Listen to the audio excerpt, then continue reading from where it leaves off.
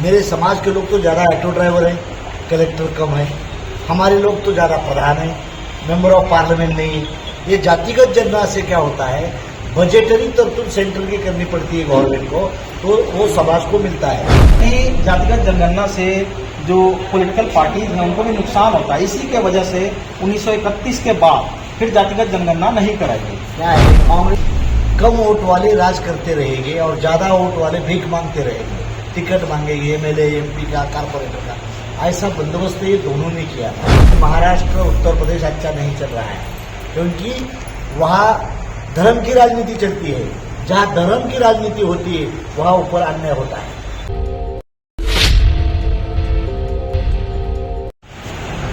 पूरे देश में भी जातिगत जनगणना की बात जोरों शोरों से उठाई जा रही है।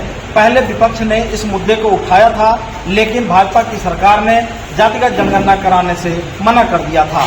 लेकिन ऐसी क्या मजबूरी आ गई कि अब भाजपा सरकार भी जातिगत जनगणना के लिए समर्थन में आ गई है। हमारे साथ राष्ट्रीय समाज पार्टी के राष्ट्रीय अध्यक्ष श्री महादेव जानकर जी हैं, हम उनसे बात करेंगे। उन्होंने भी जातिगत जनगणना की बात पहले उठाई है, तो इससे किसको फायदा होना है, किसको नुकसान होना है, हम उनसे बात करेंगे। सर, आपने भी पहले जातिगत जनगणना की बात उठाई।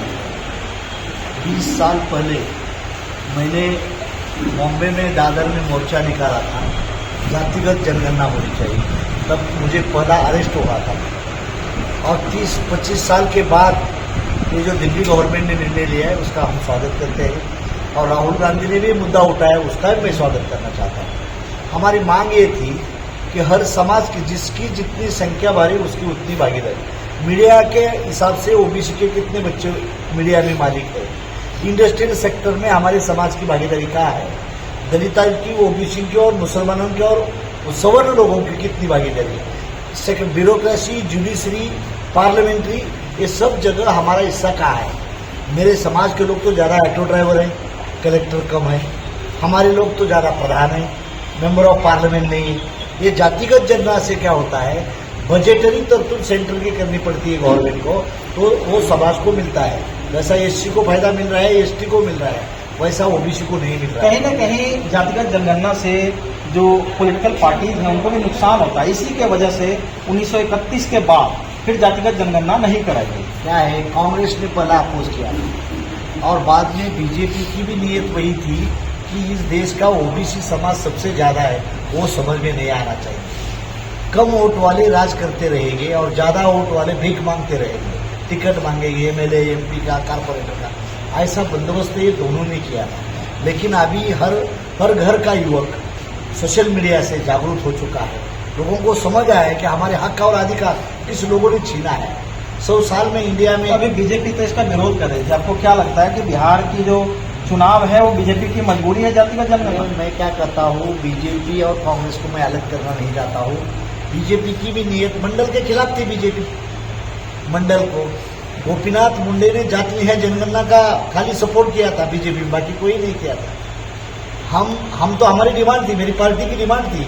मैंने तो लास्ट ईयर जंतर मंतर में बहुत बड़ी रैली लिया था कि जाति न्याय जनगणना हो जाएगी तो हमारे बच्चे कितने आईएएस है, आईपीएस है और इस देश की शासन प्रशासन व्यवस्था में हमारे लोग कितने हैं। और बजटरी तरतूब होना चाहिए, सेंटर हो या स्टेट हो, वो लोगों को इस देश के अंदर तमिलनाडु राज्य अच्छा है, वहाँ सबसे भागीदारी अच्छी मिल रही है। तमिलनाडु के बाद तेलंगाना अच्छा चल रहा है, बिहार अच्छा चल रहा है, लेकिन महाराष्ट्र उत्तर प्रदेश अच्छा नहीं चल रहा है क्योंकि वहाँ धर्म की राजनीति चलती है। जहाँ धर्म की राजनीति होती है वहाँ ऊपर अन्याय होता है। मेरी आपको रिक्वेस्ट है कि वो state government, national central government ने और विरोधी पार्टी के दल ने, राहुल गांधी ने भी मुद्दा अच्छा उठाया, मोदी ने पास किया, हम स्वागत करते हैं। हमारे समाज में समझ में आएगी कि, लेकिन मेरी रिक्वेस्ट है सेंट्रल गवर्नमेंट को, ये जैसी पुरानी अंग्रेजों के ज़माने में सेंसस का 48 एक क्लब है, वो हिसाब से हमारी जनगणना होनी चाहिए। आप भी बीजेपी के अलायंस में रहे हैं, आपको नहीं लगता है कि अभी जो सरकार चल रही है उसमें ओबीसी और अन्य वर्गों की वजह से इनको समर्थन ज़्यादा मिला है और जातिगत जनगणना के बाद ओबीसी या बाकी जो अन्य वर्ग है उसमें आरक्षण की मांग बढ़ेगी, बाकी चीज़ों की मांग बढ़ेगी, वहीं सवर्ण कहीं ना कहीं रुष्ट होंगे, ऐसा आपको नहीं लगता? नहीं, वो क्या है, पार्टी का मुखिया बीजेपी तो सवर्ण की पार्टी है, हमारे लोगों को खाली यूज एंड थ्रो के लिए रखा है, हमारे समाज के रहे, ओबीसी के रहे, खाली दिखाने के लिए। लेकिन इस देश चलाने वाले बीजेपी में अलग लोग हैं, वही लोग शासन और प्रशासन।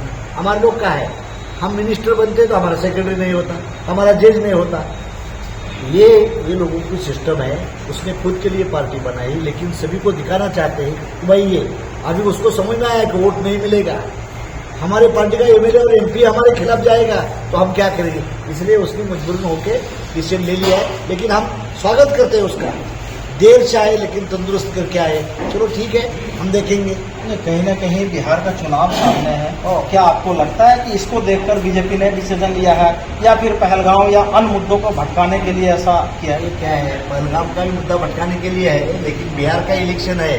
लेकिन कर्नाटका ने का सेंसस निकाली, तेलंगाना ने निकाला, बिहार ने पर किया, महाराष्ट्र में डिमांड बढ़ रही है, सब लोग बोल रहे हैं। और बीजेपी के एमएलए को हम पूछ रहे हैं, लोगों को पूछो आपने उसको वोट दिए तो जातिगत जनगणना को अपोज क्यों कर रहे हैं? तो एमएलए एमपी भी बीजेपी के डर रहे। इस सब हिसाब से उसने बीजेपी ने प्लान किया और बोले सपोर्ट करेंगे, अब देंगे। वो खिलाफ थे। राय ने वो जो होम मिनिस्टर थे लास्ट ईयर, हमने डिमांड किया था, बोले हम नहीं देंगे, का सेंसस नहीं करेंगे। अभी मजबूरन होकर करना पड़ा है। लोगों को समझ आ रहा है इस देश में 52% ओबीसी लोग हैं, उसके हक और अधिकार का लड़ाई नहीं मिल रही है। और हमारा ये कहना है सवर्णों को भी न्याय मिलना चाहिए, सभी को न्याय मिलना चाहिए, हम किसी के खिलाफ नहीं, मुसलमान को भी मिलना चाहिए। लेकिन आज तक कई जाति को ही फायदा मिला है, बहुत से ऐसी जाति है कि आज तक हमें मालूम भी नहीं, पार्लियामेंट का दरवाजा नहीं, विंडो मालूम नहीं है हमारे हाथ का। और असली भगवान कहाँ बैठता है? पार्लियामेंट में। पार्लियामेंट में आपको अंदर आने में नहीं मिलता। अच्छा, आपको ये नहीं लगता है कि जातिगत जनगणना की वजह से जो लोगों को आरक्षण मिलता है उसके वजह से मेरिट वाले लोग पीछे रह जाते हैं? बिल्कुल नहीं। What is mean by merit? अरे तुमने हमें पढ़ाने के लिए मौका नहीं दिया, मेरिट की क्या बात करता है? सब समान तो देश महान, सभी को मेरी एजुकेशन। तुम्हारा बच्चा कैम्ब्रिज में पढ़ेगा और मेरा बच्चा म्यूनसिपालिटी में पढ़ेगा, ये क्या बात है? तुम क्या करो, इक्वलिटी करना है ना, तो हेल्थ और एजुकेशन की समान हिस्सेदारी करो। मेरिट की बात नहीं होती। हमारा लड़का सबसे टैलेंट होता है, लेकिन हमें मौका नहीं मिलता। मौका इज द मेरिट। ये बात वो बहुत करते हैं। उसका बेटा, इंजीनियर का बेटा हवेली में रहता है और कैम्ब्रिज का पढ़ के ट्यूशन लगाता है। हमारे ऑटो ड्राइवर के बच्चे ने क्या करना है?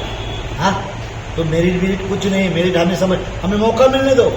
बहुजन समाज को संधि मिलने के बाद हम भी मेरिट भी बढ़ाएंगे। अगर आपको मौका मिलता है तो जिस तरह से एक राष्ट्र एक चुनाव या जातिगत जनगणना की बात होगी है, क्या एक राष्ट्र एक शिक्षा की भी मांग करेंगे? अरे मेरी पार्टी की तो ये डिमांड है। महाराष्ट्र में हमें करवाया, महाराष्ट्र में हम सक्सेस हो चुके हैं। मैंने असेंबली मिनिस्टर था, असेंबली में बात किया कि हमारा एक कहना है कि एक बोर्ड की एक ही शिक्षा होनी चाहिए, और महाराष्ट्र में बन गया। अभी मैं दिल्ली आ रहा हूँ, दिल्ली के ऊपर काफिला बढ़ा है, दिल्ली में हम करके दिखाएंगे। 1 एजुकेशन 1 नेशन, ये सिस्टम चाहिए। 1 नेशन 1 हेल्थ।